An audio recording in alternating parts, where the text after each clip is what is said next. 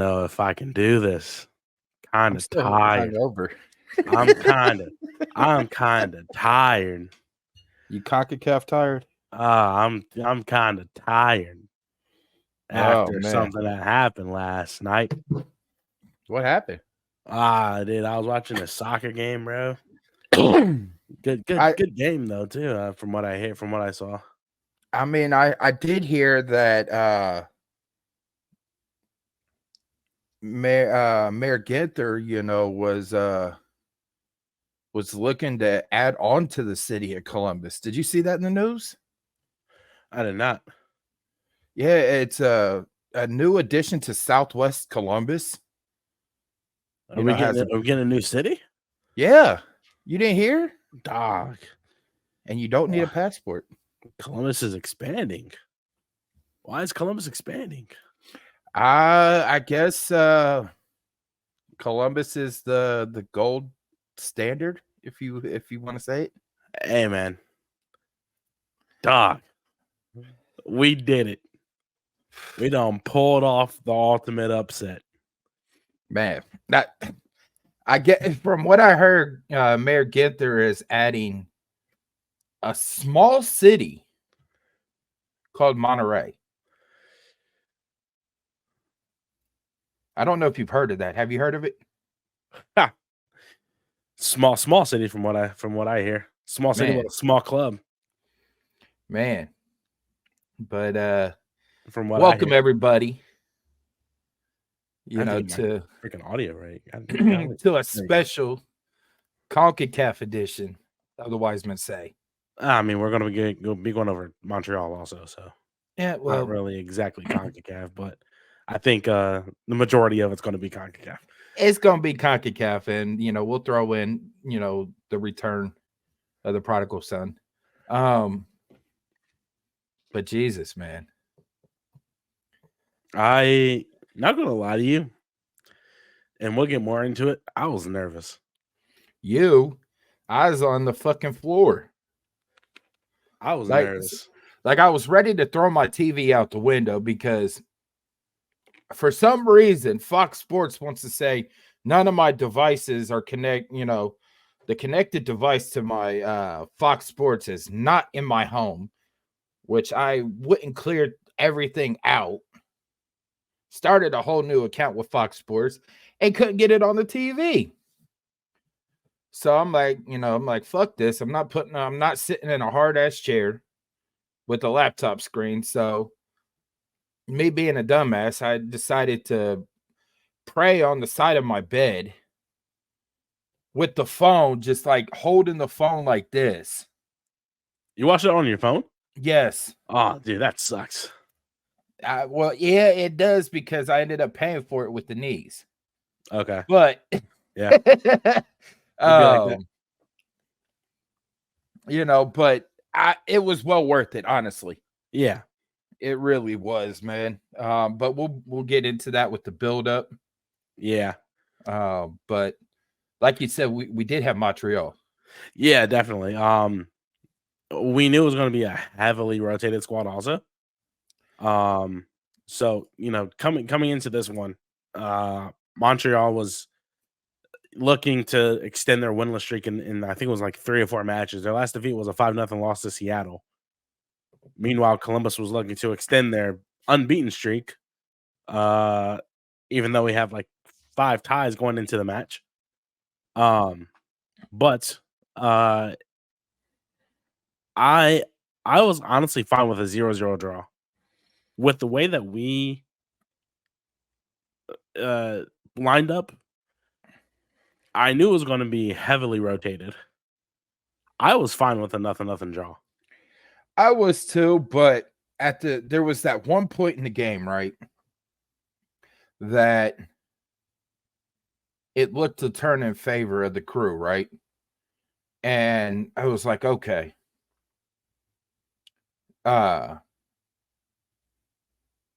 It was one of those where, all right, we got Montreal on the back heel. We're starting to be more aggressive. Let's go ahead and get 3 points.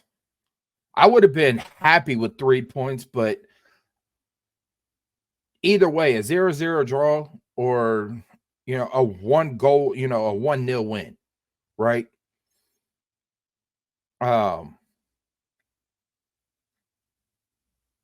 We had our, little discussion about the lineup. You said you would have started Hagen. I said I'm fine with starting Patrick, to keep him in game shape, knowing that he was about to go play in the heat.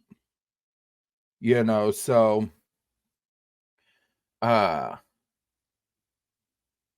either way, a draw or a 1-0 win would suffice, right?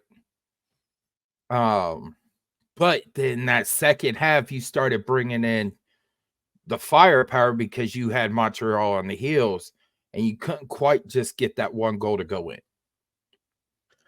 Yeah, I mean, we had chances. I think we had like a couple solid chances, but it was definitely our finishing. The one Marino missed on the doorstep. I sat there. I couldn't believe it. Yeah. We could have won the game. We could have won that game. But it is what it is, though, I mean, in my opinion, that was probably one of the most boring games I've ever watched from the Columbus Crew. Was, but it was like walking through Central Park or, out there in New York and seeing the old heads out there playing a game of chess, right? It was literally just like that. You're sitting there, you're walking by, but it's boring, but you're constantly seeing, the attack, defend, right? And it was boring, but it was interesting at the same time. Laurent's moving his pawn up, Nazi's moving his knight up. Here comes, next thing you know, here comes Nazi's bishop. So I mean, it's just like I circled that match once Laurent became the head coach of Montreal. This is going to be a true chess match between Laurent and Nazi, and the reason being is Laurent looked up to Nazi as a mentor. The 1 year that he had Nazi, he was a mentor to Laurent. So they both run the same system. And we saw that, and it just was like, okay, if you don't want to say it was a chess game, it was a game of Battleship.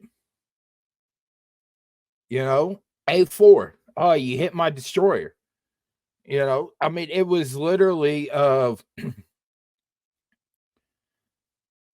it just was a little, it was a guessing game, but it was interesting because you got to see the mind of Laurent, right? And you got to see the mind of Nazi on the field at the same time, which to me, it was boring, but it was a beautiful game. Yeah, it was. Excuse me. It's one of those ones where I'm like, who's gonna strike first, right? And I was like, Montreal without Kokoro and Martinez looked pretty solid, honestly. They looked really good. Well, Lassiter was pushing them. Huh? Lassiter was pushing, Montreal up the field. Oh, yeah. And he just couldn't quite get that timing down. Yeah. But you also had, I feel like Raheem Edwards should have got away with a lot more than he bargained for. I feel like he got away with quite a bit. Don't get me wrong. I think Tori Penzo did a great job managing that game. But I feel like she let Raheem Edwards off the hook one too many times. Yeah. After the second one, when he got the warning after the second foul, was it 3 more? And then he just all of a sudden it was 3 more and then no card. Yeah, and that's So I think after the third or fourth one, she should have given a card to him. But Courtois realized what was happening, so he took him off. right at the last second. Yeah, because one more foul, he's going in the book. So, what was the biggest takeaway from that game that you saw out of Columbus and Montreal? Columbus is fine. There's no need to panic. No, no worries. Montreal side, they're coming for a playoff spot, man. They're coming, and I think Montreal will end up being safe, if not a play-in game. But they, big kudos to Laurent, for helping turning, what Montreal was last year into a contender right now, going into the summer, right? Once that summer window opens, a couple more pieces and they're going to be a true contender. No doubt, right? Yeah, definitely. I feel like Courtois is probably the right man for the job. Honestly, I feel like Courtois was go. Yeah, it definitely is. But with everything that he did with Crew 2 in the 2 years that he was here, back-to-back MLS Next Pro Championship finals, winning the first one, and then obviously we lost the second one to Austin, but just seeing how he developed players, Jason Russell-Rowe, Mo Farsi, Zawadzki, who else? Taha for a year, Cole Taha Morocco for a year. Yeah. Patrick Schulte. Some of the other guys that are out there in USL right now. Yeah. I was about to say first Fuson, Micheletto, Holstad, Keegan. Yep. Jake. Isaac and King. He signed with somebody recently. Yes, he did. He signed with Rhode Island. Yeah, that's right. That's becoming Philip Quinton now out there with still a first teamer. Yeah. With RSL. Brady Scott out there with Galaxy. Yeah. Jesus.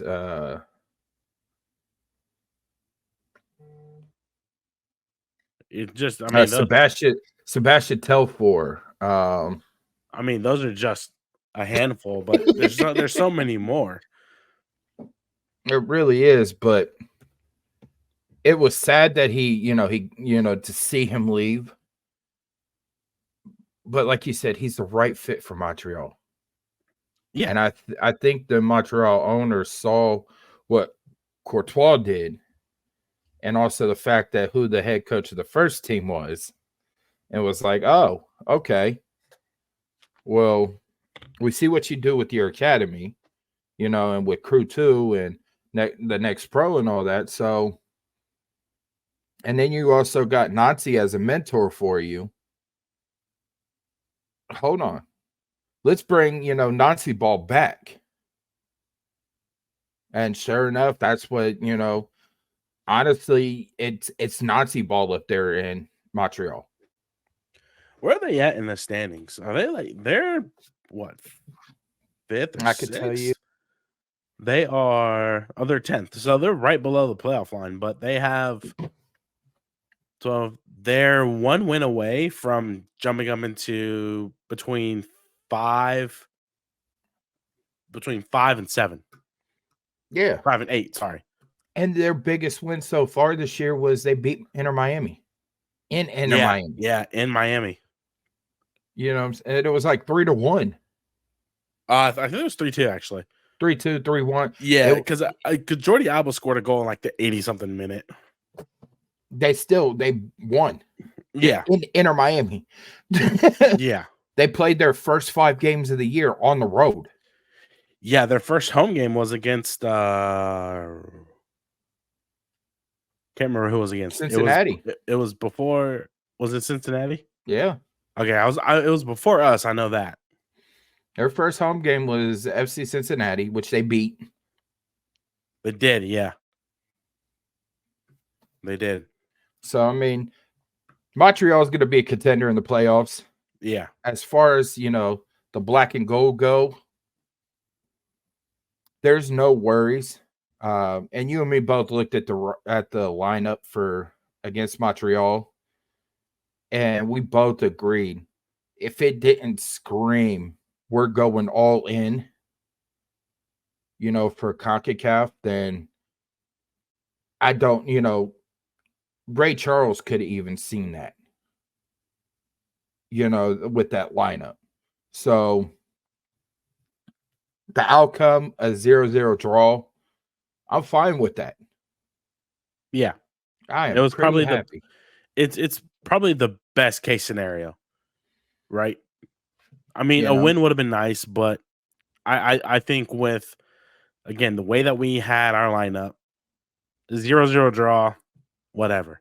Yeah, it's fine. Before we wrap up, did you see the picture of the banner he got? Yeah, they actually they gave it to him. Yeah. He wanted it when he left. When he left Columbus and took, said he was going to take the job, he wanted to take it with him. Yeah. But for some reason he couldn't get it. They gave him another one, but he wanted that big tifo. Yeah. And finally, after the game, they gave him the tifo. Yeah. Which was, I think it's funny. It was so funny because he was walking around in the concourse, like by the locker room, just holding it. I was like, bro, look at this guy. You know what? If I'm him, I hang that up in the stadium. I don't care if it's black and gold, but hang it up at home. Yeah, hang it up at home. But I mean, at least have somebody copy it with that black and blue, corner flag beware, and have it in French. Yeah, that's fair. By the way, excuse me. By the way, I'm going to start getting back on my Duolingo grind. I'm going to learn French. You're going French? Yeah. I'm going Spanish. Fair enough. Everybody wants to. I know what everybody wants to talk about now. Everybody wants to talk about the absolute history making game last night. That's why nobody was commenting. Everybody's talking about. Nobody want to know about Montreal. We all want to talk about Monterrey. we know what you guys want. We're not stupid, okay? Real quick before we get to that, the Cappies did play, and they beat. You want to get Cappy's corner out the way really quick? Oh yes. Okay, go right. Because it's going to segue into what we're talking about. All right, go ahead. So, Cappies did play the Baby Red Bulls Sunday, which they did win 3-0 with goals from. Let me pull it back up. They were it was actually pretty some pretty beautiful goals as well too.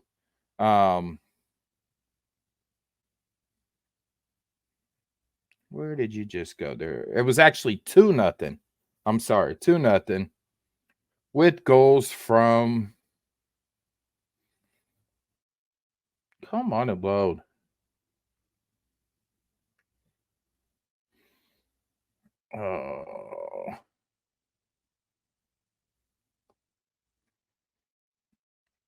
Oh, it doesn't want to load now. Okay.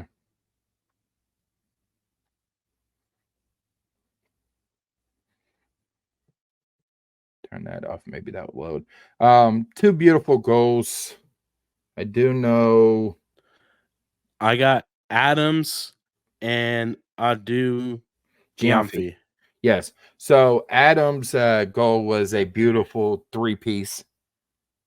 It went to I can't remember who exactly had the assist, but it was literally a triangle. And Gianfi's, I believe, his was at the 40th minute, and Crew 2 held on 2-0. Which Next Pro marked it as a upset. So Crew 2's, finally starting to make the turn. Everybody's starting to get on the same page. Chase Adams, Gianfi, and Owen Pressis were all on Next Pro team best 11. Pressis had 2 assists. Gianfi had a goal and assist, and Adams had a goal. So I really look for the next person besides Brandon Knight to come up, or Jordan Knight to come up. Look for Owen. He is deadly with his crosses and also on set pieces. And if you remember last year in the GA Cup, he scored an Olympico the same day that Bernadeschi scored his. So, yeah, which leads to the development of those cappies now, leads to what we're about to talk about now. Shout out real quick to Capital Crew out there in the DC area, the new Cappy supporter group. And I love their memes that they bring out, their AI. Minno wants to know what's the word on Jaden Da. He's still it seems like it's a little bit of still a rough transition from college to Next Pro. He's got raw talent. He's got the height.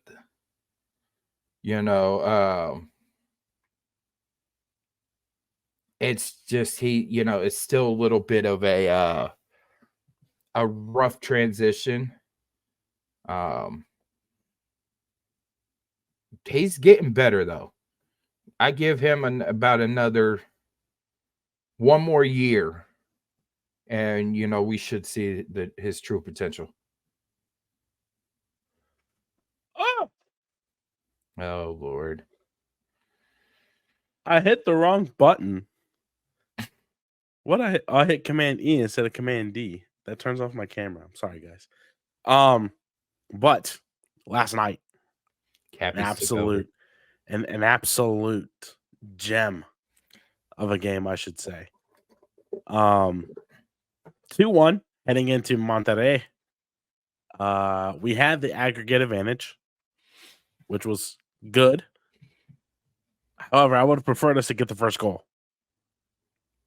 That puts pressure on Monterrey, right? To start off, the Crew looked really good. Both teams did. I might give the slight edge to Columbus, honestly. I mean, yes, it was an edge to Columbus, but both teams looked like they were, both teams did a line of blow before the match started, and they were zooming around. Yes, I said it in the. You did not just say they did a line before the game started. Jesus Christ. I mean, let's go back to the patron saint. Hate it. Golly.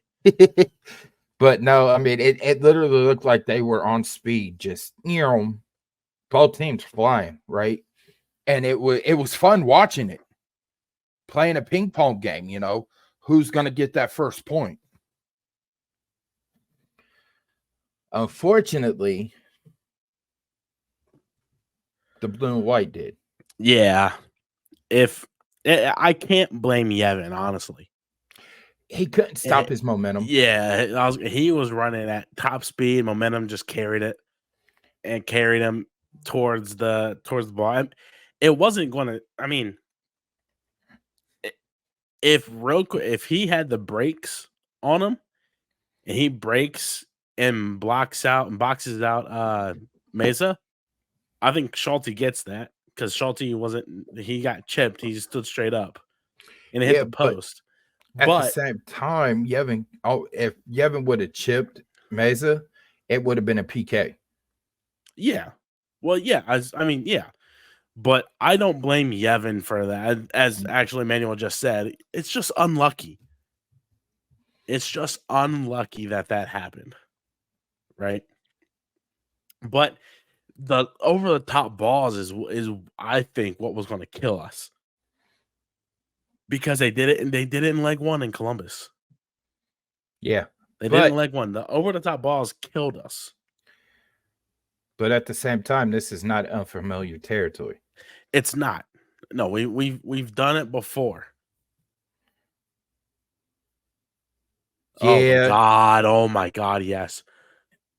Bringing up that, but this is not unfamiliar territory, but it's scary, right? It's scary. Are you referring to the comment? No. Well, besides that, I'll get to that here in a second, but an own goal or an unlucky goal, right? And being down, 1 goal. This is not unfamiliar territory, and it's scary. It's so scary that you have a team that is like ice when they go down a goal. Oh, we're down 1-0. Forget about it. Right? It's nothing. It's like somebody taking a Mike Tyson, left hook and just sitting there like, oh, that's all you got? And unfortunately for Monterrey, they didn't put Columbus down. Nah, I think Columbus finally found their rhythm as the game progressed on. I don't know if you noticed this, but Monterrey was probably, I think, about the 35th minute. They were starting to kind of, settle back. They were. Right? By the way, Vejas knew exactly what he was doing. The first time he got injured, he knew exactly because I saw a little smirk come from him. Yeah. I saw a little smirk come from him. Go ahead. He was trying to get that penalty first off. Second off, he was trying to kill the time. Because it was that close to halftime, right? And he was trying to kill the time to get to halftime. And I think when he saw that there was 6 minutes of stoppage time, 4 minutes of stoppage time, he finally went down. Like, that second one looked very nasty though, honestly. Where Andrada got him. The second one looked very nasty. I thought it was a blow to the head, but when I saw the replay, that leg, he was sandwiched. That was nasty. The second one I can understand. The first one, he knew what he was doing. Before that, yellow card on NYRBII. No shot. No shot. No shot. I'm sorry, but what else is he supposed to do? It bounced his hands here. Yeah, but it bounced off of his chest and hit the hand. So therefore, it hit directly his hand. So yeah, and he was, it was tucked in. That shouldn't have been a yellow. That shouldn't have been a handball in the first place. Yeah, his arms tucked in. He's not making his body unnaturally bigger. What else is he supposed to do? But, also look at the ref that we had. We knew there was going to be something, right? Yeah. That early in the game, if you're going to dictate, that sets the precedent for the game. If you give, what was that, 12th minute? Something 11, right around there. Yeah. If you're giving a yellow card for a very questionable handball, you're setting the precedent for the match. And not looking at it?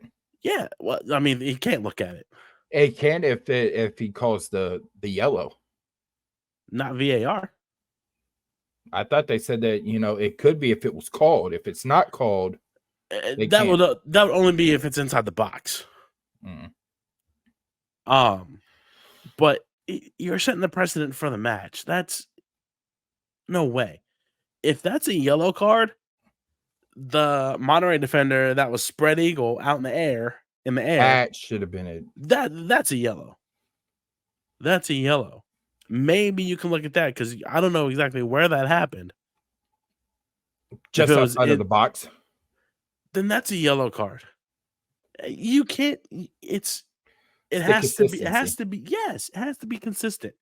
You can't just say, "Oh, Darlington Nagbe, his arm is here, tucked in, and it hits his hand. That's a yellow." I think the ref still had something against Darlington. I mean, I believe it. I think he still had something against Darlington because the last time he was the official, Darlington, was with Porter. So yeah, I think there were some words said. It was a BS call. Yeah, it really so was bad. But nonetheless, the 35th minute, Monterrey started to set back a little bit.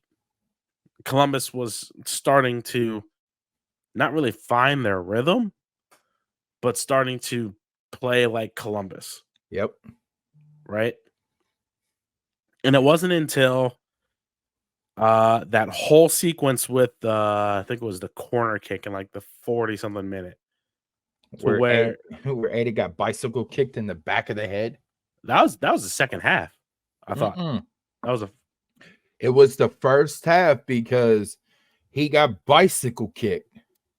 Right. I thought it was the second half. And then just minutes later, with seconds left to go in the first half. Well, hang on. Before we jump ahead though, I think it was the corner kick. Like there was like the 43rd heading into first half stoppage time to where I'm like, okay, I think Columbus is going to get at least one here. In reality, we needed to walk out with a win, which we'll get to that later. But to kind of segue to your point now, I don't know what the hell Andrade was doing. So here's what it looked like, and here's also what the broadcast said too. Monterrey, the attackers and some of the guys around Andrade saw Columbus was so high up, right? And they were trying to get they thought that their transition could be faster if Andrade hurried up and got rid of that ball. And not paying attention around. And there's a certain dog out there on that field that heads up and had his head on the swivel and saw it, came up with the interception and made him pay. Y'all didn't tell me that I still had the Cappy's corner ticker on the screen. Golly. Damn. Y'all supposed to keep me on track. Listen, we all into which you notice, I had to bring it out. Velocity, baby. What was I gonna say? Oh, yeah. I mean, that's a heads-up play from Aiden Morris. But Andrade needs to be so much smarter there. I mean, I guess some of the players saw something that, they could have got past Columbus, but I'm sorry, I didn't see what they were seeing on the broadcast.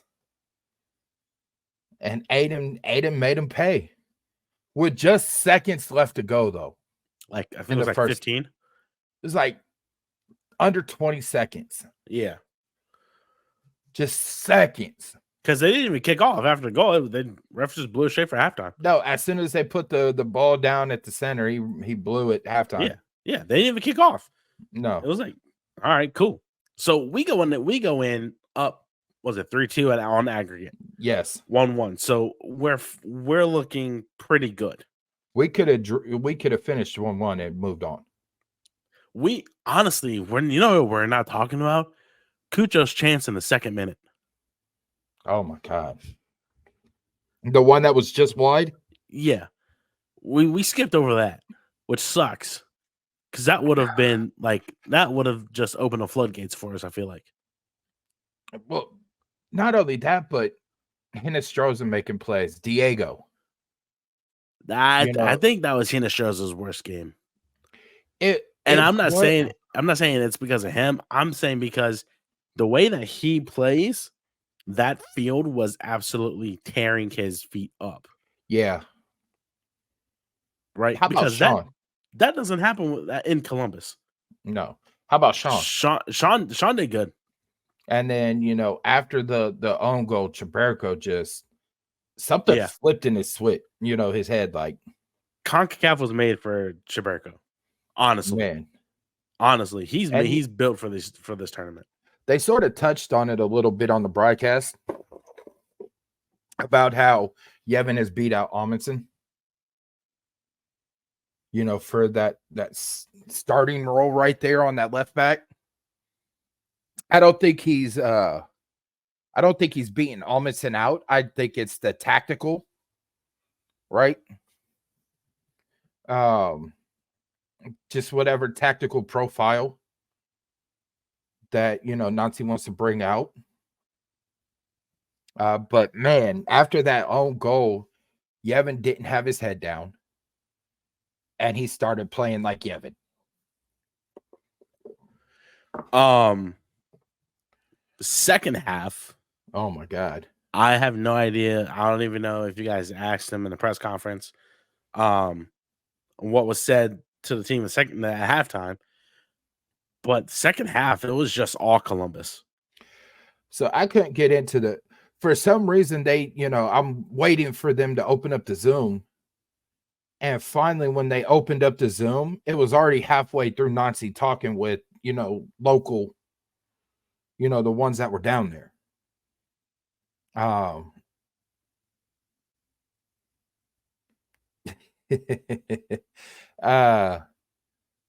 But, I raised my hand, to get a question off, and they just completely, said, fuck me. Gaston texted me and Murph said the same thing. Yeah, Gaston had his hand up, but he didn't get caught on either. Yeah, so it was just like, well, fuck, and I saw we both are. I saw a tweet that you put out, asked if Ortiz shook Nazi's hand, and I was trying to find the Jordan meme and put Nazi's face on it and be like, yeah, he didn't shake my hand after leg one, and I took that personal. Put it to where, yeah, he didn't shake my hand in the first leg, so I said, here, hold my beer. And I couldn't find the meme. But Adam King asking, some great questions. But there was a reporter down there that was actually there in the room, and he asked about or no, I don't think he was there. I think it was somebody from like Yahoo or MLS, but somebody asked Nazi about the message that he has for the fans in the city.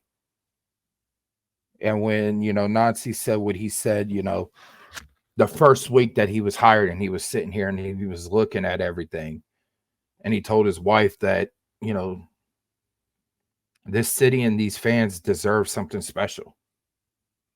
And it's not because of the good players that they have, but look how hard, the fans fought to keep the team here.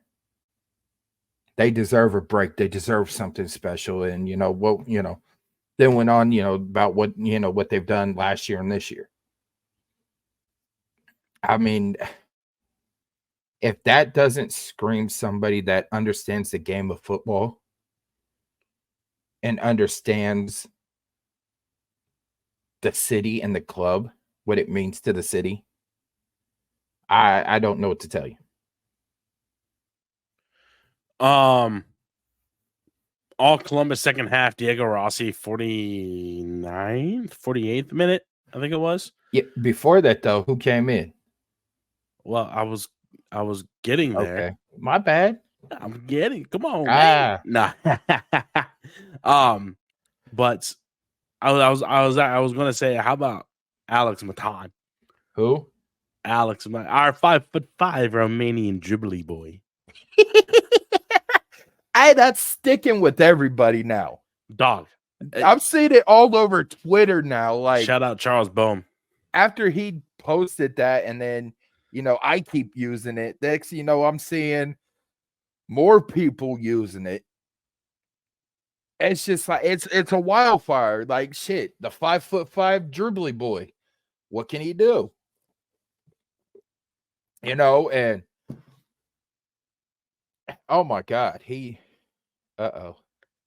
So apparently, this group chat that I'm in on Twitter, Edgar, guy who comes in towards the end of the show, yeah, LA Galaxy guy, said, "Don't know if y'all picked this up across the country, but there's a certain level of anti-crew chatter among LAFC fans that's been circulating on social media. Mm-hmm. What a fantastic fan base, eh? Well, you know what? Who cares? Come on, crew." No, so Cincinnati's boards were blowing up. Okay, first of all, little brother, beating Monterrey isn't for everybody. I'll tell you that right now. Messi couldn't do it. Messi couldn't do it. Lucho Acosta couldn't do it. His braids are ugly. So he got him taken out. Finally. It was literally after their last game. He got him taken out. I saw, I think it was Laura Fowler or Pat Brennan said that he took him out. So ugly ass braids. But Matan, our 5'5" Romanian dribbly boy. That whole play, I think it was like 13 passes. How about that? How about that run from Kucha though? To pull that defender away. For him to have the breaks that he did in the sand, right? Because he was definitely about to be offside if he kept going. For him to pull the e-brake real quick like he did, that stopped him from going offside, allowed the Monterrey defender to go past him, which allowed Diego to go with the defender, and between the leg pass. Concacaf, we're seeing the 2020 LAFC Diego Rossi. Now, if we could transition that over to MLS play, I'd be greatly appreciative of it. But, man, Diego loves Concacaf. And like I could hear in my head, the Nordeca sitting there, chanting, "Go, Diego, go," with the drums in the background. And when he scored, I can hear Josh Poland and announcing it over the lower.com speakers. Of course they did. Oh my god. Really quick, this one. I think he did. I think it might have been he probably just tweaked something. Yeah. Because they showed him he was down and he was stretching. Yeah. I think it was because of the field. It had to have been. But man, he became a Romanian firecracker. Second assist, though, late in the game, towards the end of the game. It's our lovely boy Jason Russell Rowe. This guy who seals the deal for the crew after Matan just sends a perfectly placed through ball. Now, you can agree with me. You could disagree with me. Tell me that did not look like a Cucho run. Who? Russell? Jason. Jason's? Oh, by far. Tell me that, did not look like it. For all y'all out there in the wonderful world of the internet, y'all could get in here and agree or disagree. But Jason's run looked like Cucho, looked like a run from Cucho. And you can definitely see Diego, Marino, Christian, Cucho all rubbing off on Jason. Like he's just soaking it up all. And he now has 2 goals in Concacaf? 2 or 3 goals in Concacaf? Yeah, 3. Tigres home, Tigres away.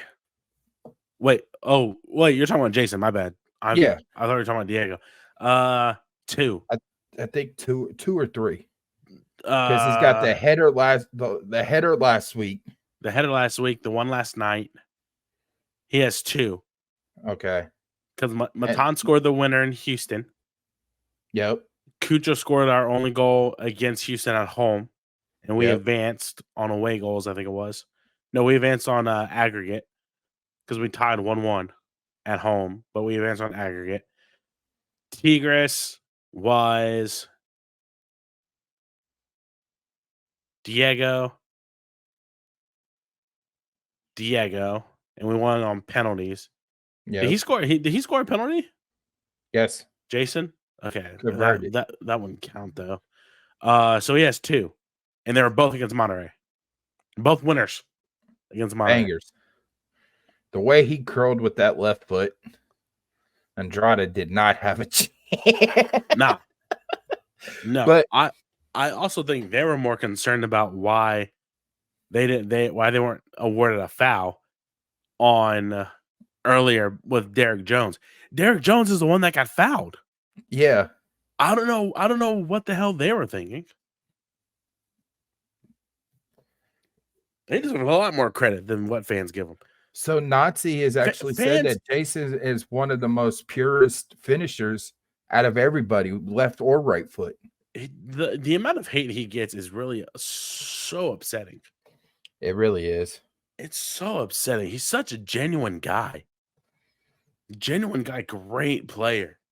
Such a great player. Great player, humble guy. Fun to be around. Yeah. I mean, he embodies a true sportsman. Yeah. He doesn't get down. To take it back to what Manuel said, he loves how his confidence is growing.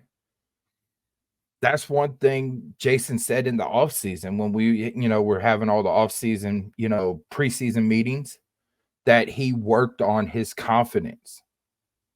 And, you could see in his aggression when he's out there, the confidence. He scored his first goal, the season, and it was like he had a chance to, pass it off, but instead he was selfish and he took it. Instead of passing it over to Cucho, he was like, it's all me. Let me take this. Buried it.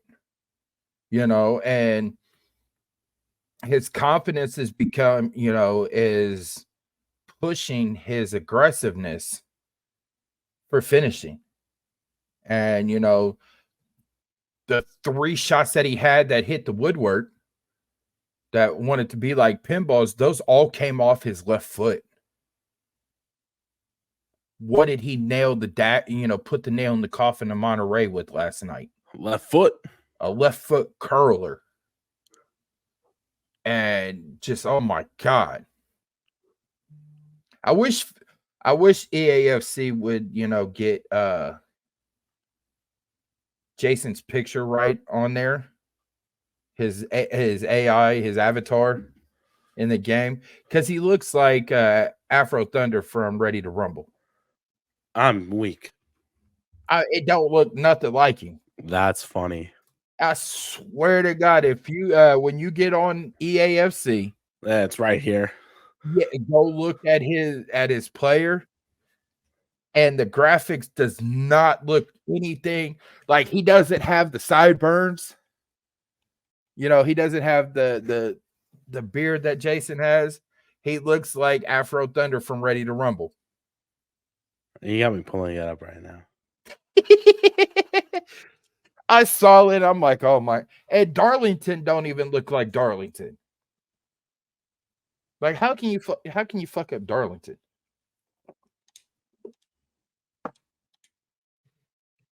Team management. There we go. Okay. Oh, you're talking about like during gameplay. Yeah. Oh. Like it has his player card, it has his actual picture. Yeah. But in the gameplay, it does not look like Jason. Sorry. Like damn.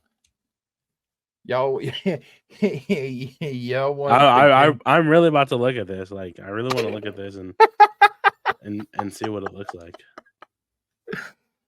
Like, you know, you have to take a look at like all the crew players. Like, it's just hilarious. Like, they got their their player cards and everything, but the AI ain't AI. Where's I can't even do a replay? Oh my god. Golly, bro. Okay, so I mean, I see his hair. His hair is more full than it is. Like, what the hell? Oh my god. I thought oh my days. They did him, you know, bad. There it is. Replay, rewind. Okay, there's Jason. Stop. Hide. Fix that. Wait, go around. There we go. They did him dirty in the game, man. Yeah. Oh my god, dude. That's so wild. Oh my god. Yeah, they did him dirty. Yeah, they did, didn't they? That looks nothing like Jason Russell, bro. No. That is crazy. And you said who else? NYRBII? Yeah. NYRBII does not look like NYRBII. None of them look. I think Christian. I see NYRBII and NYRBII. I see that. It don't look like it to me. I see that. Who is this? This is Aiden. Aiden looks nothing like Aiden Morris, I'll tell you that. Exactly. Like, come on. Aiden looks nothing like Aiden. We have the technology to make the gameplay players look like they're actual players. Yao is decent. Not Christian. I got Christian on the bench. Yeah, that does not look like. Oh my god, yeah, that does not look like Jason at all. Neither Farsi too. This is Diego. I'm examining the entire. Diego's Diego. Diego is the most absolute lookalike of their real self. What about Steven? Who's Steven? Montreal. I know. I'm saying. I'm trying to figure out if I heard that right. Yeah, that's my mom's favorite player. Yeah, no, not really. No, not really. Who's this? Camacho? Does it look like him? Nah, that looks nothing like Camacho. Who is this? This is Amundsen. No. Who is this? This is Farsi. No. Oh my god, no. Like nothing like Mo Farsi. They got the hair right.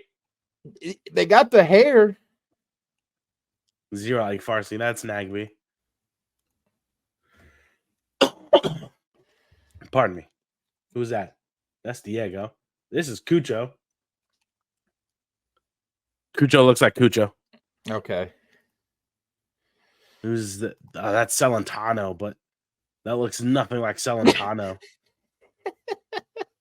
Yeah, that looks absolutely like Celentano. All right, last one, and then we'll wrap up Monterey. Patrick Schulte. No. Hell no. Hell no. Oh man.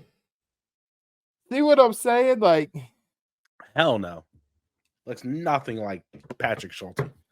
Golly. like, come on now. Like the hardest working team in America, and you want to fuck up on their gameplay graph. Chris's number is 15. I can't get it to change. Really? He's 17 on mine. I have to look on mine.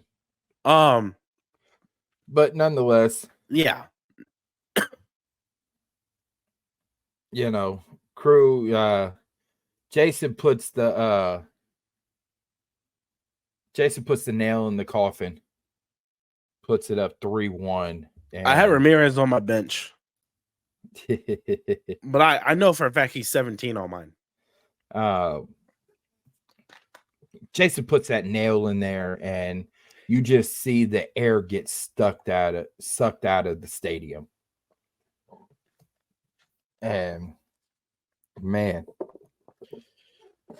So now we book a place into the Concacaf Champions Cup final for the first time in club history against Pachuca at Estadio Hidalgo. That's Marino Hinostroza's old team. Yep. Smaller stadium, but still with rich history.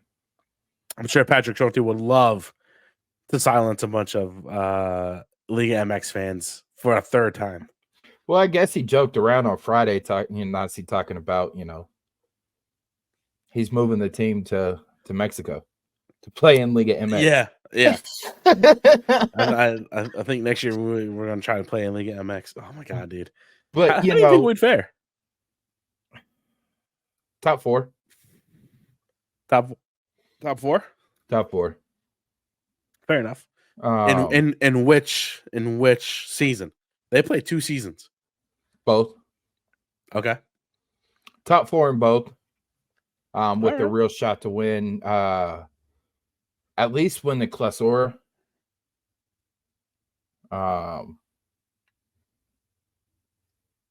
But man, we did forget about that.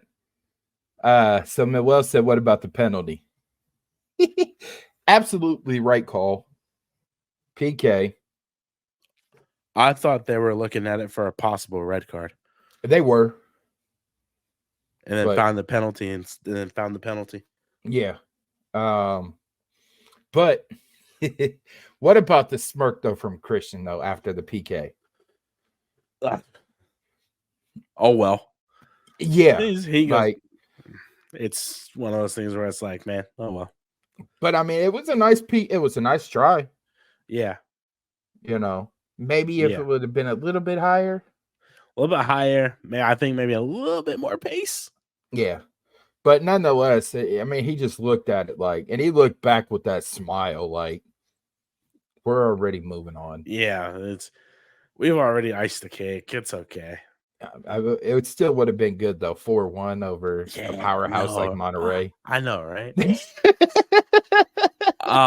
Moving on to the Concacaf Champions Cup for the first time in history, against Pachuca, June 1st at 9:15 is the set date.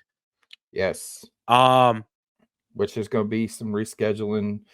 Hopefully they reschedule, the May 29th game against New England. I don't see that one being rescheduled. That's just me, though. But I think Don will look at it now, finally. Maybe he'll start giving respect to the city of Columbus. He should. He should have been started giving respect to Columbus.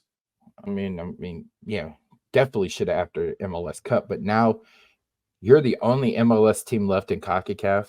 Yeah. And the whole league is resting on the shoulders of, 18 players plus Nazi, on June 1st against Pachuca.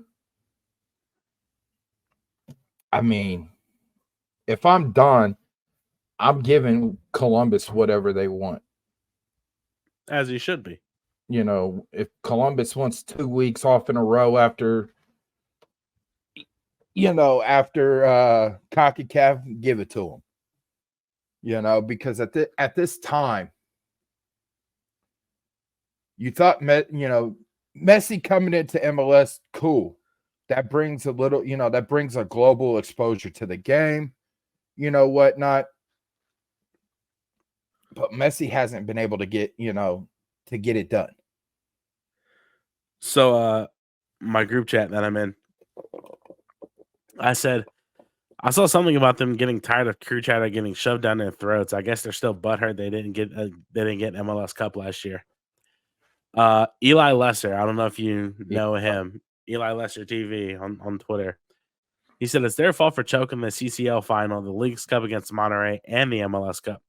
I've also been seeing Leva say Cherundolo is better than Nancy, which is hilarious.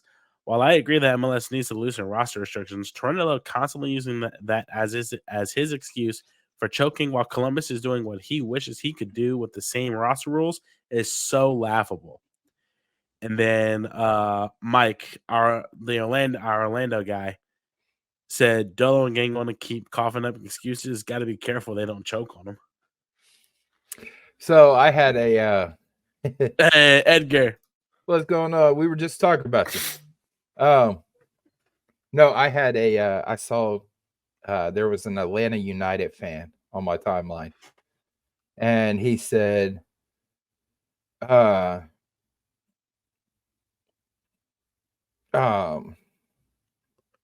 not sure what you mean by that. Yeah.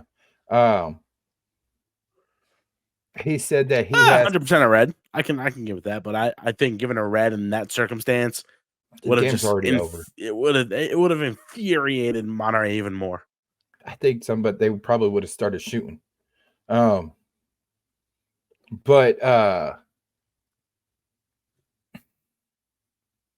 the Atlanta fan said that he was like, I concede Columbus is actually the best team in MLS hands down right now.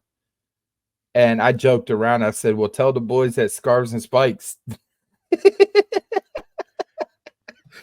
Hey, we are. We are the best team in MLS. But, like you said, and like Eli said, Nazi's doing what Cherundolo wishes he could be doing. Yeah. With half of what he has. You know what I'm saying?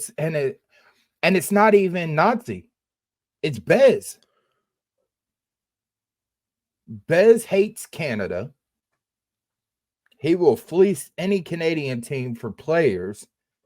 Give him the Nazi to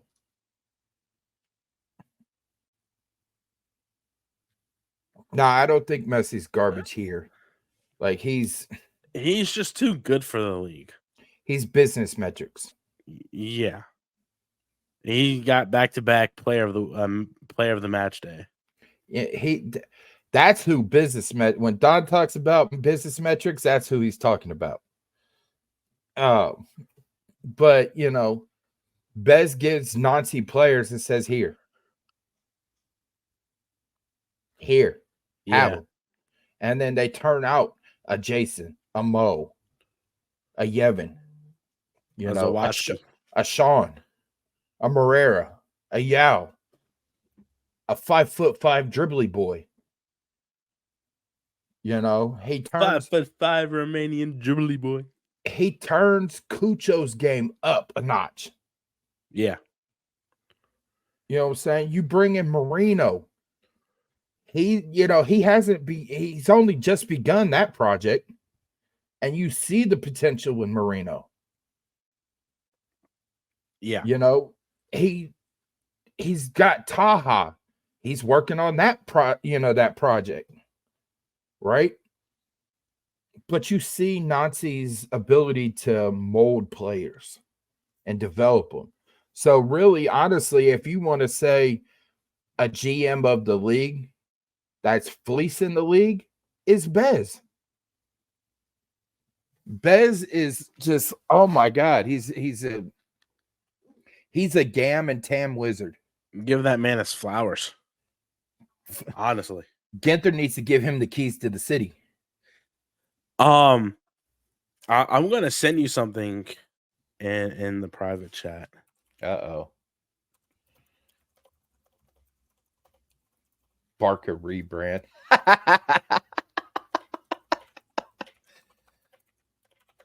Oh, how much TAM do they have?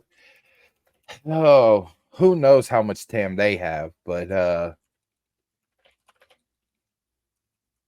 oh my God. You know, with being transparent about the rosters, showing who's a DP, who's this, who's I wish they would have showed yes. Yes. Yes. Showed what? I wish those roster breakdowns, I wish they would have showed, you know, how much GAM, how much TAM is left for each club. You know what I'm saying? Being a little more transparent of, okay, well, this team has this much GAM. Well, this team has more TAM, but they have less GAM. You know, I did like how they showed on there, you know, with this asterisk, you know, the player can't be bought down with TAM. You know, the DP couldn't be bought down with TAM if there was an asterisk beside it. Which, if Bez could do it, Bez can buy NYRBII, you know, NYRBII down with TAM and open up a DP. Which I think will happen. Unless NYRBII retires after his option year, which is 26. I did forget something about NYRBII. NYRBII was on the last team that beat Monterrey, MLS team. And that was with Atlanta. So, yeah. You know, NYRBII now owns Monterrey. Make him the mayor of Monterrey down there. You know, so man. I want to circle back to this question. Which one? Can the crew go all the way? Yes. I mean, all the way to winning and making an appearance in the FIFA Club World Cup. Yes. Because I know last week it was, can they go all the way to the final? Now I'm asking, can they win the final and make an appearance in next year's FIFA Club World Cup? Yes. And the reason behind is now they have one game, right? They don't have to prepare for two games. It's single game. So now you focus on your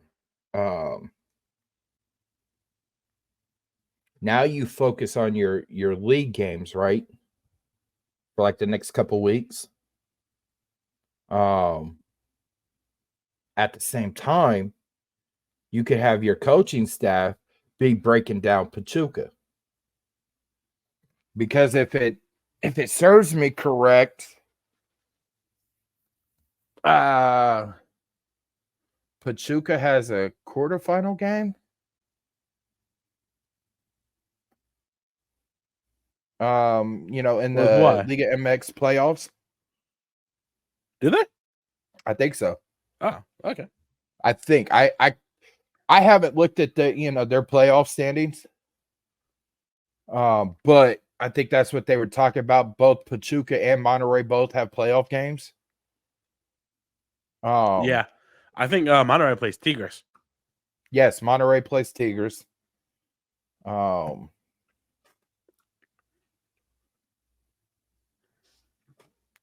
There is pressure, though, on Columbus. And Cincinnati, Edgar. Cincinnati just doesn't want us to do well. I would assume Philly because I would assume Philly also. Oh my God! Because if Monterrey would have won the thing, then Philly would have been in the FIFA Club World Cup. But because we won, Monterrey's out. I think Philadelphia probably hates us right now. Not really hates us, but are upset. I'd hate to go to Westchester right now. No, but Chester in general is a freaking nightmare. I really think that, like Edgar says, if they could play with the same patience and resolve, yes, they would be able to. Now, no MLS team has beaten Pachuca at Pachuca. Are we just going to keep writing history this year? And Pachuca's hasn't lost a game at home in a while. Yeah. So we're going in heavy underdogs. You would think we'd be favored after knocking off Monterrey. But with the way that Pachuca is and whatnot, we're going in heavy underdogs. And because we're going back down to Mexico, we'd probably be going. Yes, we are. We are playing down there. We can't. And we're not hosting it. Yeah, which sucks. Nah. Yeah, we needed Club America to win on pens or something like that. Yeah, so we needed a draw plus them win on pens. Yeah. Bastards couldn't even do that right. I like our odds against Pachuca. I really do. I love it too. I like our odds against Pachuca. I mean, we got a secret weapon. We got Marino. Now, even though Marino's probably going to say that, the coaching staff, won't ask him things about Pachuca.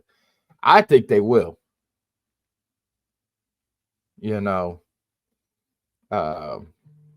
Just because that's his former team and it's still fresh, right? Yeah. Oh, yeah.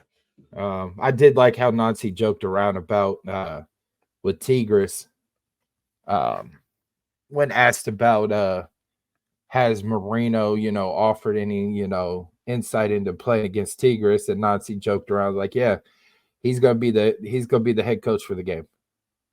Joked about it. So, but going up against Pachuca though, and I think they'll lean on him a little bit, for insight about tendencies, and then try to sprinkle that into their game. Yeah, I mean, it's just like I would say when Amundsen came, we played NYCFC. Oh, and what do they like to do? One of those things. So, and I think it's going to be more so between the players than it is player and coach. It's going to be more so between the players than anything. And especially if Marino starts. Oh.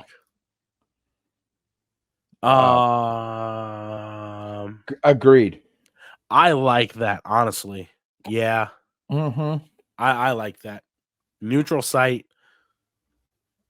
Yeah. Yeah. I like that a lot. Oh, they got to play Pumas tonight. Edgar's funny. So I honestly think I like our odds against Pachuca. And we could be alongside, I think it's Seattle. Yes. And is that it? Yep. No. It's Seattle. It could be us. And I think the 2024 MLS Cup champion. So what if that's from us? I honestly feel like it would go to it would probably go to, they'll probably have some like seeding thing. Philly? Nah, it can't be Philly. Because Philly has the most over the span. I'm talking about from the season. I don't know though. I'd have to look more, and I have to look into it more. Yeah. But if we win, we'd be alongside Seattle. in the FIFA Club World Cup. I just don't know who else it could be. So, but that was a fun game last night. To circle back, yeah. Ghost said it was weird watching the games, but he's a little more scared of Club America than Pachuca. I'm not. No, I wouldn't. We kicked their ass last year. Well, I think that was more or less because of what happened that day. I think that gave a little more motivation. Okay, I'll give you that. But yes, we still put up a 4-bag on them. And they sort of, they went on a spree in Liga MX. Winning I think it was the Clausura that they won. So I would have still loved to play, Club America because 1, we would host it. 2, the atmosphere when they were here was just, oh my God. Yeah, they were cool. They were cool people. Besides me almost wrecking. That's a whole different story. The Fellowship of the MLS Cup. Yeah. I'm not scared of Club. If we had Club America, I wouldn't be scared. We're fine. We have the same team like we had last year when we beat them in Leagues Cup. Truth be told. Yep. So hey. We have the same. The only person that we don't have or that we have now that didn't play that game is Diego Rossi. And Marino. Yeah. We're fine. But I like our odds against Pachuca. I love our odds against Pachuca. It's gonna be a battle. Yeah. It's don't get me wrong, but I mean, hell, even if we don't win,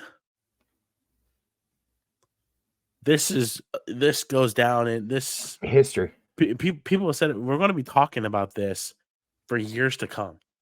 So, Crew wins against Pachuca. Do you plant the flag on the field? Huh? Do you plant a Crew flag on the field? What do you mean? They beat Pachuca. Okay. Do you plant the flag on the field and claiming the whole country in Mexico? Like on some Baker Mayfield type shit? Yeah. No.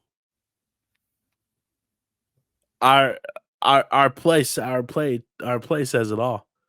So just make the graphic like the Crew admin did.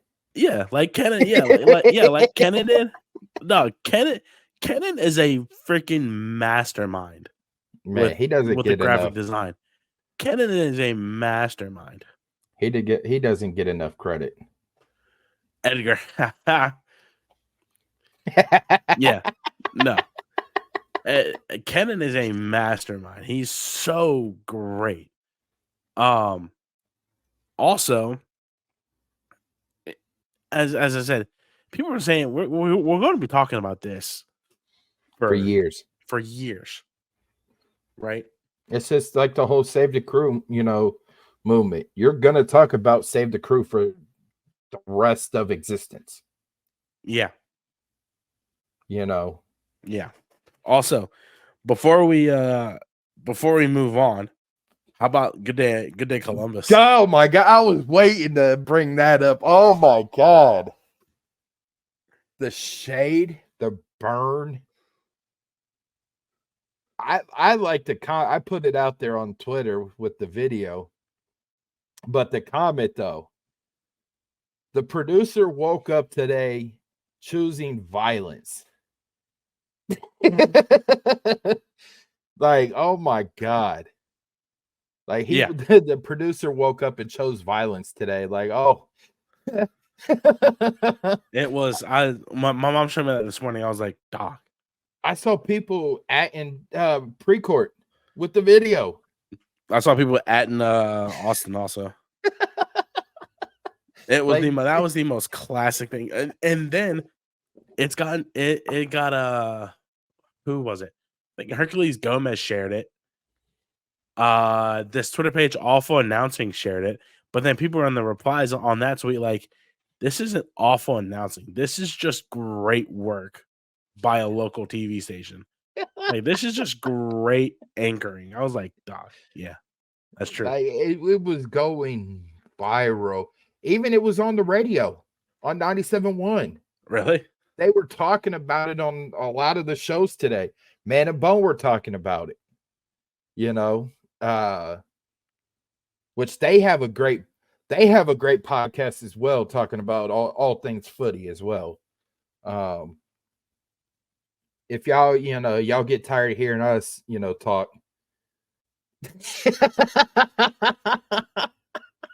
If y'all get tired of hearing us, go check out Bone and Beam United, because oh my God, they're just a professional version of us. They get paid to do this shit. Yeah. So I don't know why Ghost just didn't put it in the chat. Ghost tweeted us and said there were two different news stations that just killed it this morning. Was that the empty trophy case, or was it the other broadcast just dogging on them? So I think the other one that's been going around was before the championship parade. And my mom showed it to me because she said, as we're getting ready to watch the championship parade, et cetera, et cetera. So I think that was before the MLS Cup parade that we had. The one Good Day Columbus was this morning.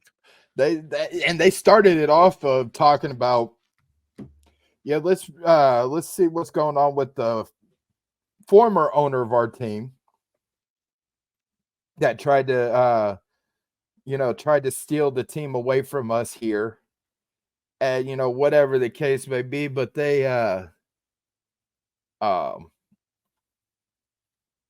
showed they said, listen, we have a live look at Austin's trophy case, and I was like, oh. And you hear him talking too, like, oh yeah, we're throwing some serious shade today, like on live TV, like, oh, I'm so happy. Yeah, like, that was something. And then they said the producer woke up today chose violence. Like, oh, they did. I mean, hell. We want the smoke. Okay, wilding out. Hey. Yeah, anything else we need to talk about before we move on to predictions? Oh man,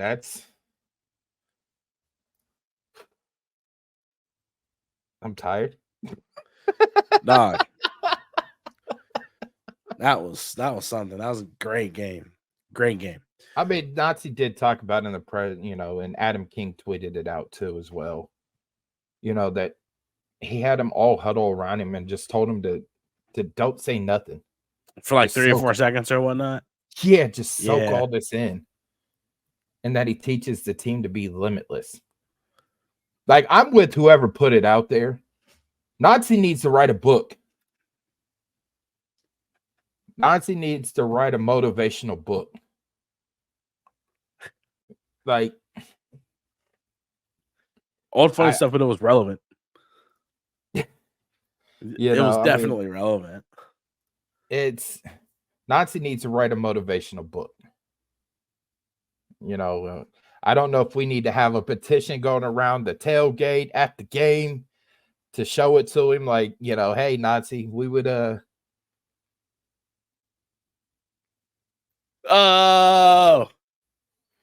looks like we got a Pachuca fan in the chat. Oh shit. Looks like we got a Pachuca fan in the chat. Well, there goes prediction time. Oh man, we gotta Doc. Matter of fact, what's your email? We'll get you on right now. Yeah. Let's get this guy on the show before the final. We'll get him on right now. Let's get this guy on the show before the final. Odie smokes. What's your email? We'll get him on before the final. Oh man, dog. We're about to be a global brand. No, I can't even. We're about to be a global brand.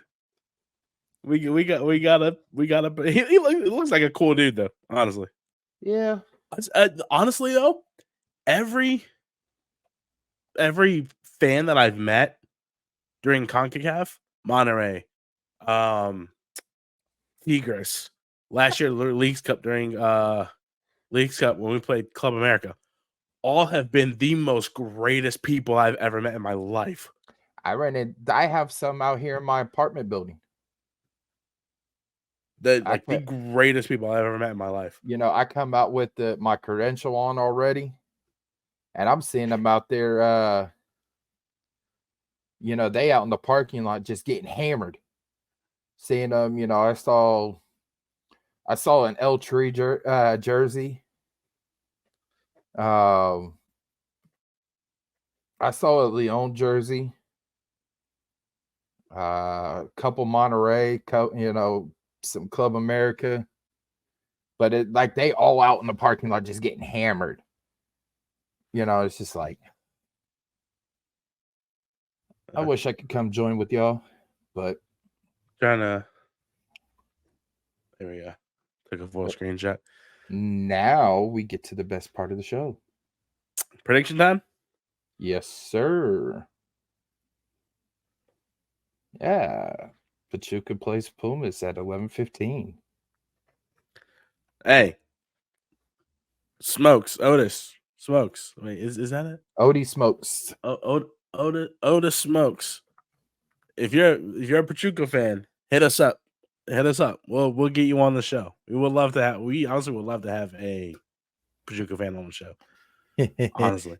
Your mom said he entered the wrong chat. All right. So the Crew do not play this weekend. Oh my God. They get a well-deserved Sixers are rest. getting their asses kicked right now. By the Knicks? 28-9 with 4 minutes left in the first. Jesus Christ.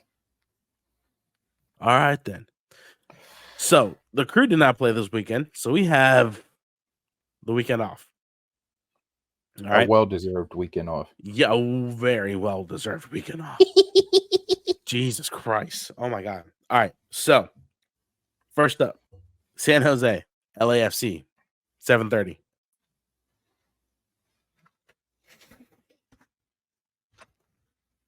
Oh, 7:30, San Jose, LAFC. Give me San Jose.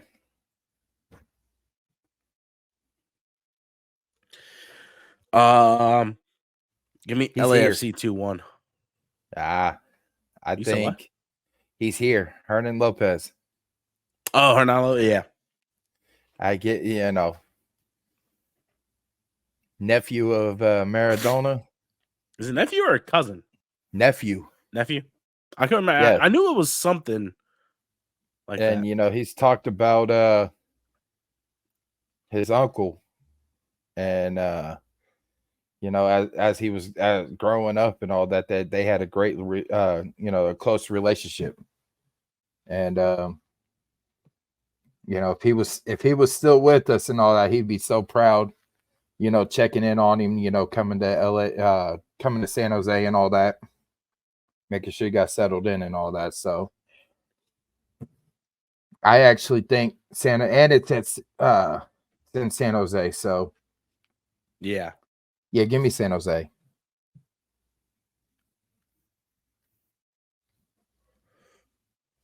I could see that though, man. Well, a draw, but I think LAFC is done right now till after the transfer window, till the summer. So yeah. Give me LAFC 2-1. Like I said. Orlando City, our little brothers down south. So Aaron Bupenza's out for at least 8 weeks. Reportedly by Pat Brennan, he got into an altercation outside of a nightclub and got his jaw broke. 6 to 8 weeks. He got his jaw broke. So he hasn't been starting like the last week or two. Give me Orlando City. 2-1. It's in Orlando. I'm probably gonna go 1-1 draw. But I think it's gonna be the slightest margin of error by Orlando to give Cincinnati that equalizer. Fair. They got Pedro Galice, right? Yeah, Orlando. Oh, yeah. I think Cincinnati's getting Celentano back also. He's been training. So there's that also. Charlotte, Portland. Oof. It's in Charlotte.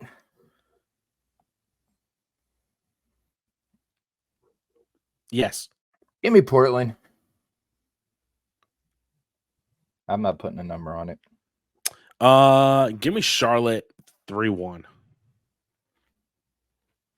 Well, Timber Joey's going to be upset with you.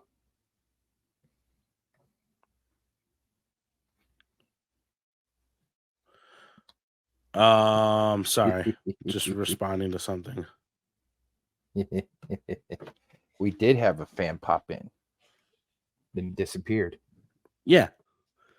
It's as soon as I said, "Oh my God, Pachuca fan," and everybody, disappeared, just like Pachuca's gonna do on June 1st.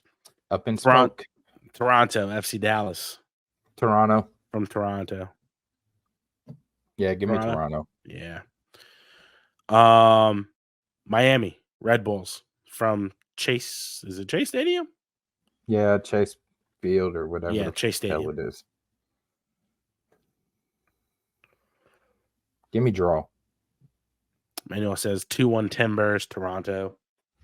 You ain't gonna put no points on the Toronto one? Who, me or no, Manuel? Oh man, oh yeah. I'm just going Toronto because I know Dallas is trash. I wanted my safe bet is a draw. Yeah, but I really want Red Bulls to win. I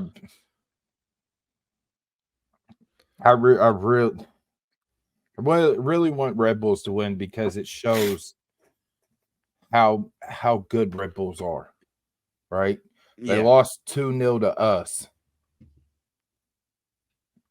It was a hell of a game. Don't get me wrong. It was a hell of a game, but yeah, give me draw. Excuse me. All right. DC, Philadelphia. Philly. Philly? Yeah. You can't rely solely on you can't fully rely on Benteke to be your only offensive weapon. Yeah. That's true. You know what I'm saying? They're pretty much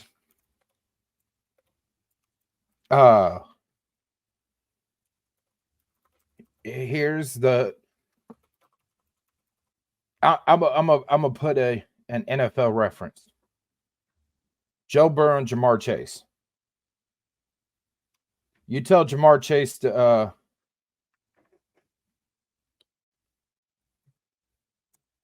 you tell Jamar Chase just to go down the field, and Joe Burrow just says, screw it. I'm just going to throw it up in the air. He's down there somewhere. You can't do that with Christian Benteke. Yes, we know he's going to be in the box, but it's, you have to have flavor. You have to be like Baskin Robbins that have 31 different flavors. You can't just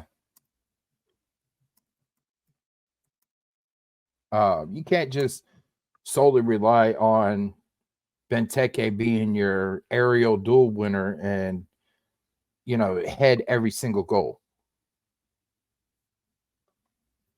So, yeah, give me Philly. I think they're coming off of signing Kevon Sullivan. to an actual contract for Philly. He's already got the Man City deal as well. Yeah. Once he turns 18, he's a phenomenal player. Don't get me wrong. But I think Jim Curtin got them being, you know what I'm saying? Yeah. Back to a Philly. Also, from what I hear, Andre Blake wants out. A Philly? I saw something on Twitter. Somebody took a screenshot of his Instagram story. Said when you know you're no longer happy, it's time to do something. Or when you're no longer happy, it's time. Something like that. Yeah.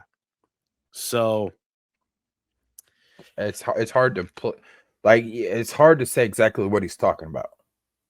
Yeah, but I'm pretty sure Philly lost to Seattle because it was their makeup game. It was after that, and I think Philly has been kind of slowly going down. So that's just me. Yeah, I'm gonna go with Manuel on that DC draw then. DC draw, because I mean, if you got a upset, unhappy Andre Blake,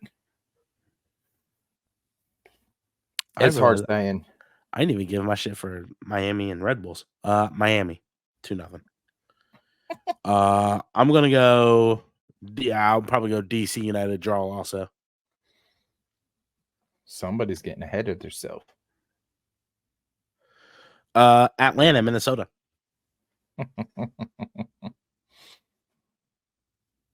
God, I love Minnesota United.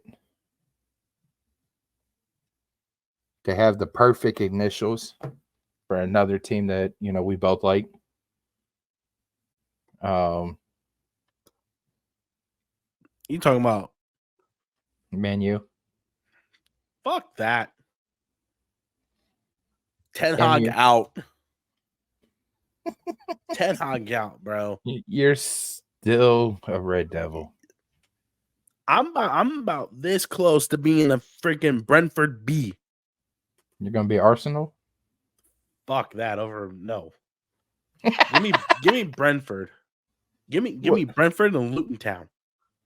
What about Wrexham? Wrexham is in League One. We're talking Prem. Well, Leicester's coming back up. Is that official? I think, man, I gotta look. Either Leicester or Leeds. Okay, first of all, fuck Leeds. Leicester, I can handle Leicester. Give me Brentford or Luton Town. Hey, Frank, watch your mouth on that. Watch your mouth, Frank. Nope. No, Luton's not going to be relegated because they still have to decide on whether or not what they're going to do with Nottingham Forest. Frank is absolutely just. So we'll call neck care. Golly, Frank. Fuck. You got to deal with Leeds scum next year. Yeah, give me Minnesota United. Yeah, I like Minnesota 2-1. Same. Eric Ramsey's doing great out there. Chicago Revolution. Where's the game being played? Oh, it's in Chicago.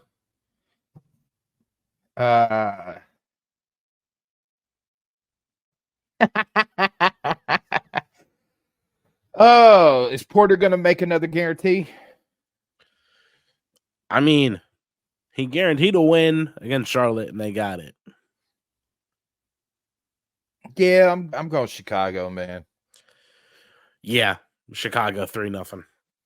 I'm gonna go 2-0. Okay. Nashville. Oh, go ahead. I only go bold on us. That's fair. Well, you can't go bold this week. We're off. I know. That's why I'm not. Nashville, Montreal. Draw. Yeah. I like that. Houston, St. Louis. Oh, Then Shell Stadium too. And they got Hector Herrera back.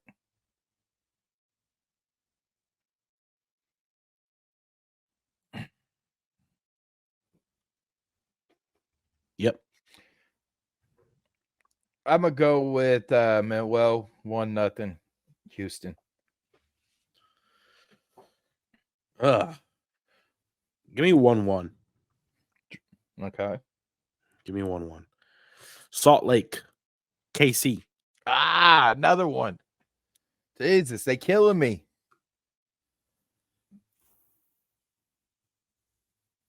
Give me KC, man. KC? Yeah. I did like what Manuel said, though. Luton stays up when City gets relegated with their 115 charges. Dog. I hope so. Hey, that's a bold one. Salt Lake wins 4-3 with a Quentin header. We saw it against Atlanta. Imagine if, oh my God, imagine if that's true. Well, looks like we'll be using Manuel to do some betting and whatnot. Golly. Man. I'm going to go Salt Lake. Salt Lake 2-1.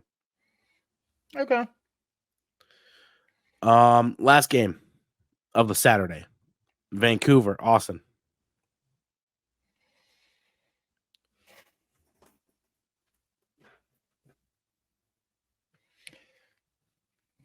If you're a betting man, Austin's at plus 420, and they're sort of on a little streak right now. I think Wolf's seat got a little too hot for him, so he started actually coaching. But you're playing up against a hot Vancouver team right now. Give me Vancouver. I'm probably gonna go Austin 2-1. I could see that, but you're also going up against one of the leaders of the West. Yeah, fair. I just think how Austin's playing right now, starting to find their rhythm a little bit.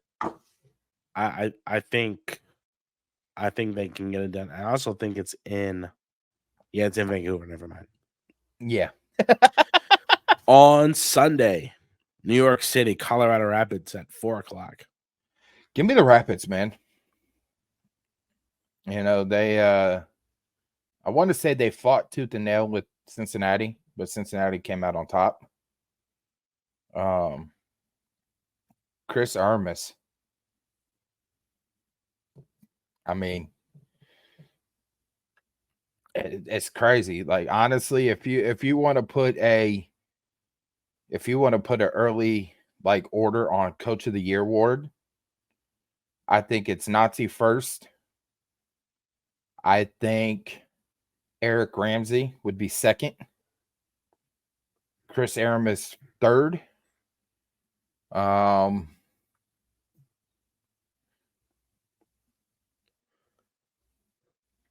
mean, you could put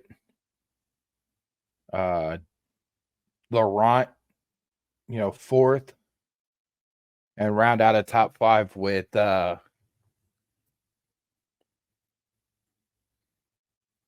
Dean Smith. Yeah. I see that. Jesus Christ. This guy's getting burned. Who? LAFC fan that said that he's tired of Crew 96 getting shoved down their throats. Hey, we're still trending, okay? Hey, that's fine. We can be trending. LAFC just needs the co-parter. That's all I'm saying.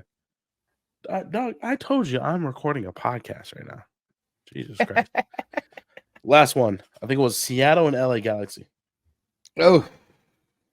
Give me Galaxy. Yeah. Galaxy without Ricky Pooch? Yeah. Really? Mm-hmm. All right. You still got Gabriel Peck. Fair. Also, by the way, I got New York City 1-0.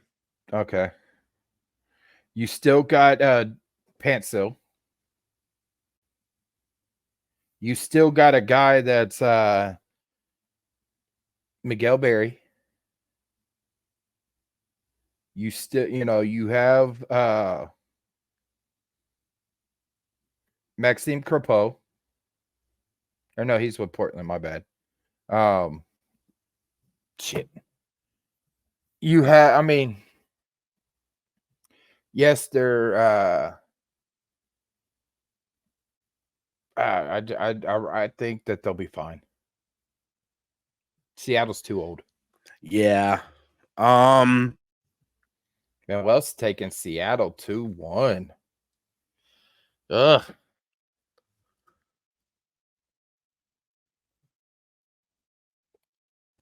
Give me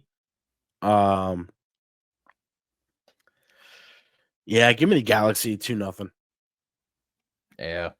2-0 Seattle's Galaxy. just old. They are. They're getting super old. I think Schmetzer's on a hot seat. Even though I need this ticket to hit. Even though they just won against Philadelphia on Tuesday. Yeah. So God, I need that ticket to hit now. I think that's it for predictions. Yeah, it is. Yeah. Yes, sir. All right. Last segment. What was happening here? There we go. Yellow card, red card. So if you have anything, my friend.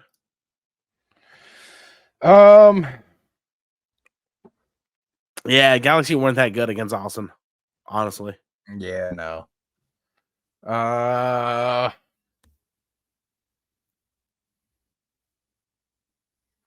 trying to think. Do you have any yellow or red card?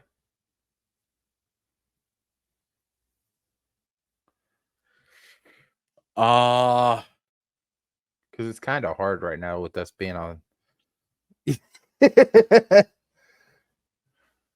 No, not really. Okay.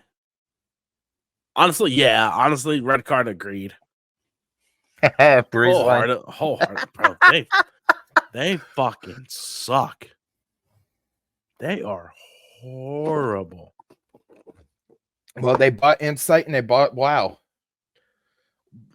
To be fair, though, we never had problems with WoW. Neither did I. We never had problems with WoW. But when WoW started buying when they bought Insight, that started to be the downhill. And then Breezeline bought freaking WoW. Yeah. That was the worst thing ever. I honestly don't have anything. I got a yellow card. Okay.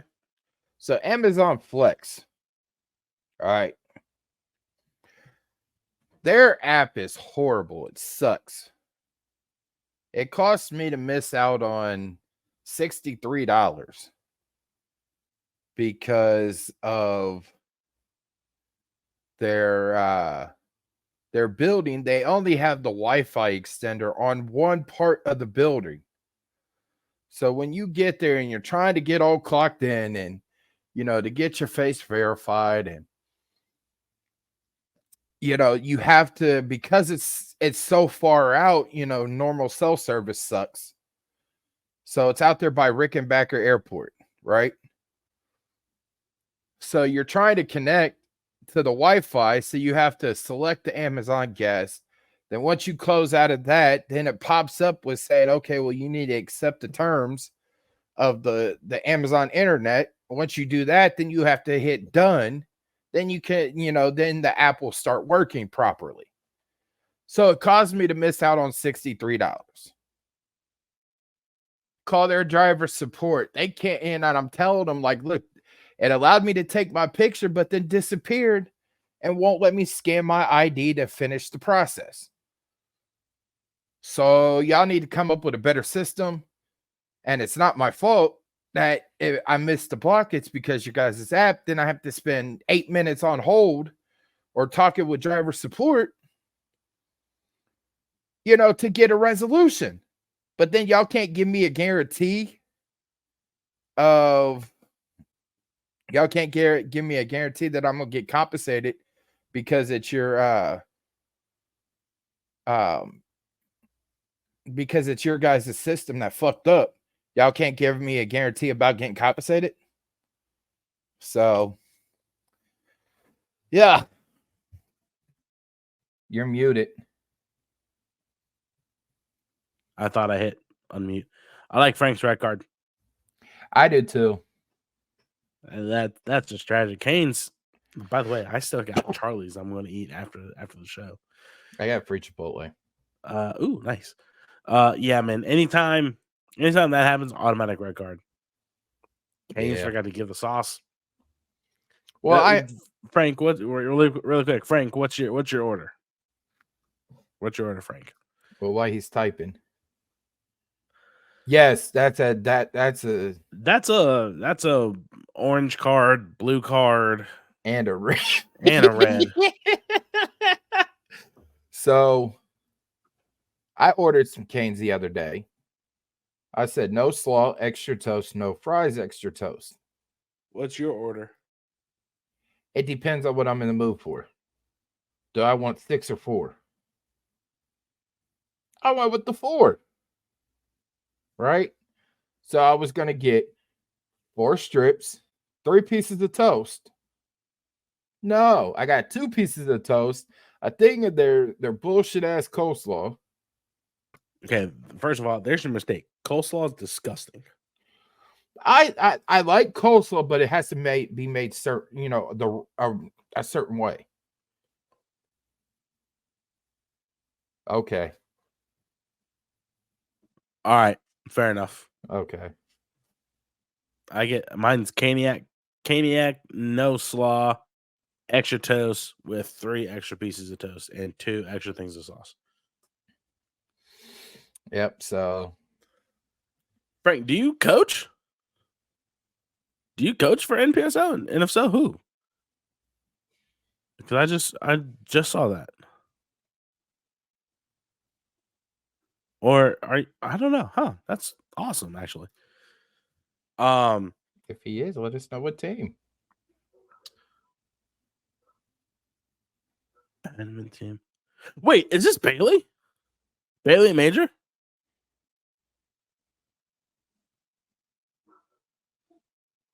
I think it is. There it is. It is Bailey. It is Bailey.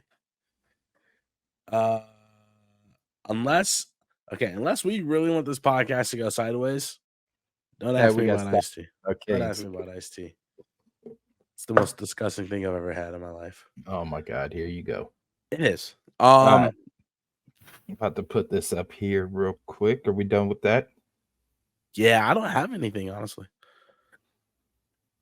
All right. So you ready for it? I don't know. I have no idea what the hell it is. What we talked about. Side chat.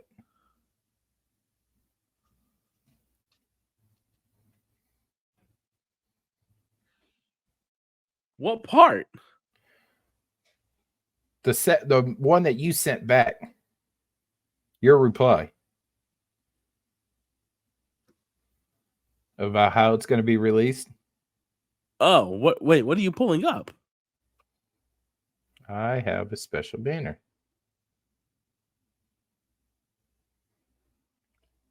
Oh, okay. I honestly did not even wait. Where the hell did you? Where'd you put that at? I added the banner. Right, but it's not in the thing. It should be.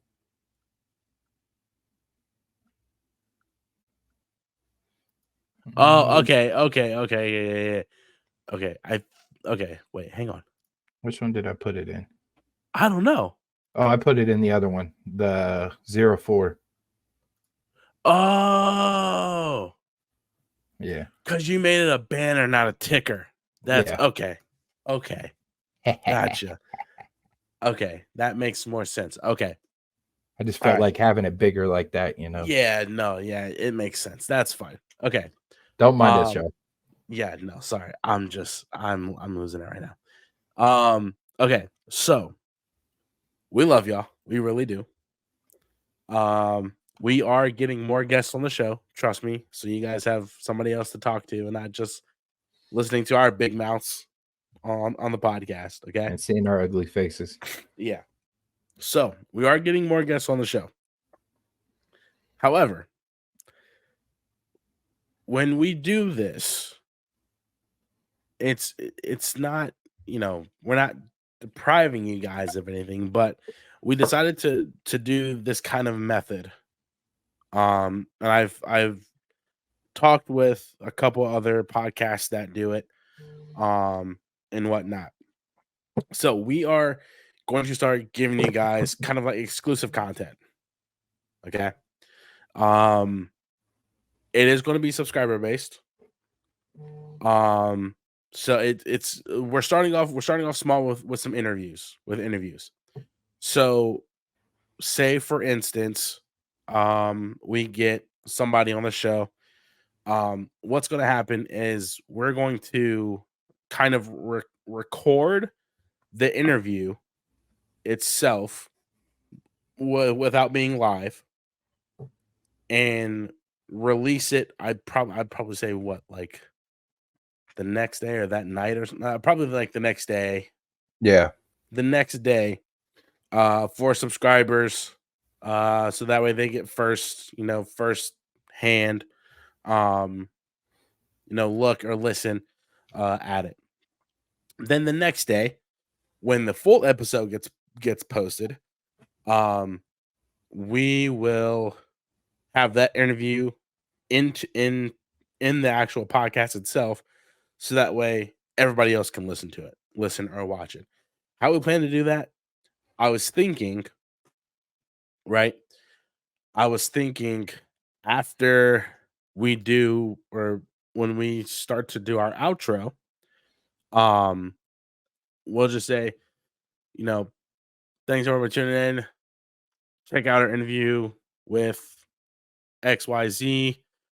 Play our little logo thing as the outro, end the stream, and then when I go to edit, I'll put it in at the very end, etc. If that works with you. It's fine with me. Okay. So so we are going to be doing interviews, starting up small with interviews. First for subscribers and whatnot. We'll have, I think we can make a mailing list. So that way whoever wants to subscribe or subscribers, you'll get notified when that episode or when that subscriber only interview gets published. So that way you guys get first dibs on it. And whatnot. Everybody else will be about 2 days later, and whatnot. More things will be adding to the subscriber base thing. I'm thinking if we just got to think of more, but I think interviews is a good start. Especially with you pulling all the big names, goddamn. We do have, I think, 2 on deck, or 1 on deck, but 1 kind of in the hole. I will say. I'm working on 3 more. Jesus fucking Christ, this guy. So that is the one thing that we are doing. Starting next week, I think it is. Yep. Which I will need to talk to you afterwards about when that is, when we're done here. Okay. Yeah, because you definitely don't want to miss out. So definitely want to start subscribing. So those just starting out small. We'll be posting interviews for subscribers only. They'll get first-hand glance. Say if we record on Tuesday, they'll get it Wednesday. Everybody else will get it Thursday, and whatnot. It's not, again, to deprive you guys of everything, but we're trying to give you guys more content and stuff like that, so that way, we can keep the show going, more than likely. So, in layman's terms, for every subscriber that subscribes, that money gets put back into the show so we could get to some of these games out of town. to get you the content, to get you the, the interviews, to get you what you guys deserve as fans of the hardest working team in America, the gold standard of MLS, which that sort of has a nice touch, the gold standard. By the way, if somebody doing this, there was a little string that was just flying around my freaking face. But no, so literally, every little penny from, you guys subscribing, goes right back into the show. We don't, we don't take a profit off of it. It just goes straight to the show. This we also have the supporter link for as well. We have our merchandise store also to help put money back into the show so we could give you what you guys deserve. That sum it up? Yeah, it does. Like I said, we will be also it will be it's wait. No, okay, so not StreamYard. Okay. So what's gonna happen is, say like next week's episode or next week's interview gets published wherever you guys get it, wherever you guys listen to podcasts. It's mainly Spotify. Mainly Spotify. Because what's going to happen is when that gets published, there's going to be a blue little thing that says subscribe to unlock. You go through that and then you'll be able to unlock that episode. Once you do that, you should be able to get, when you do that, you will be notified whenever we post content that we label subscribers only, if that makes sense.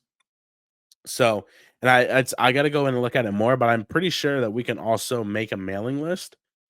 And so that way, when people do subscribe, we'll be able to send out emails to everybody saying, hey, we got this coming up. Thanks for your support. And we also want to get ideas from you guys about what you guys want to see. So that's just starting out. We've been talking about it forever, but I think now that we've gotten Tom Bogert, Neil Sika, couple other. Did we have one more big name, or are those the only two so far? We had Tom, Neil. I think those are only two so far. Yeah, I mean, we had Fabian as a guest host. Yeah. But nonetheless, we'll be able to send. We had designated pundits. Oh yeah, Bobby. So we also want to get ideas from you guys. What do you guys want to see from us that we can possibly do? If and when we have time. So, we are very much open to ideas, etc. But that is the breaking news. Again, if subscribing isn't your thing, you will still be able to get the interview about a day later than subscribers. So, no, don't fret. You guys will still get it and whatnot. So now you need to get back on posting everything. So missing a week of work and dealing with a whole lot of shit has been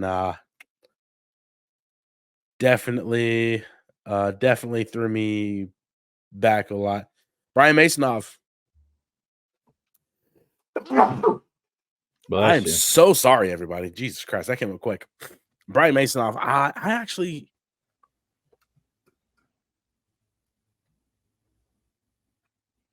Jesus Christ. I'm so sorry, guys. I think honestly, we're gonna have to look into doing something like that. Yeah, I think I know somebody that has his contact info. Yeah. So I know somebody that has some other players' contact. Yeah. For some other former players too. So. Oh, we did have Marco on. That's another big one. Oh, How could I forget about the Captain Cappy? Yeah, Marco Micheletto. That was a good Yeah. one. So that's what's in the works right now. Again, hit us up on Twitter or our DMs. Give us suggestions on what you guys want to see, and we will do our very best. Trust me, y'all want to subscribe for the guests we got coming up. You don't want to miss it. Joe, my friend, it's been fun. Real quick, what's your shirt size? Are you responding to the Twitter DM? Yeah. Already did. Okay. And I'll send mine. Already did. You sent mine? Yeah. 6? I said 5. Okay. My bad. I said 5. You're fine. Joe, my friend, it's been fun. It's always fun. Feel free to follow us on social media at Wiseman Pod on Twitter, at Wiseman Say Podcast on Instagram, at Wiseman Pod on TikTok.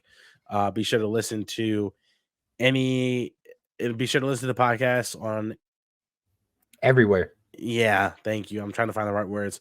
Any platform like Apple, Spotify, Amazon Music, Google, iHeart. We're here. We're there. We're every fucking way. Honestly. Watch us on YouTube, Spotify, Goals TV, and YamaMedia.com. Follow Jerald on Twitter. At Jerald_Lucas96. You guys can follow me on Twitter at Fisher Tyler __. And I think that's it. Hey, if y'all get a chance here in Columbus, go check out the Armory. Good place. Nice, huh? Good place. It is. It's a gym.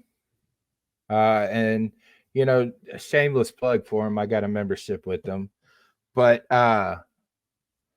they have a membership called the Shield membership that includes primary care, gym membership, recovery area, where they have like the cryo chamber, the ice bath, cold tub, hot tub, all the different recovery, mechanics like the massagers, the compression boots, things like that.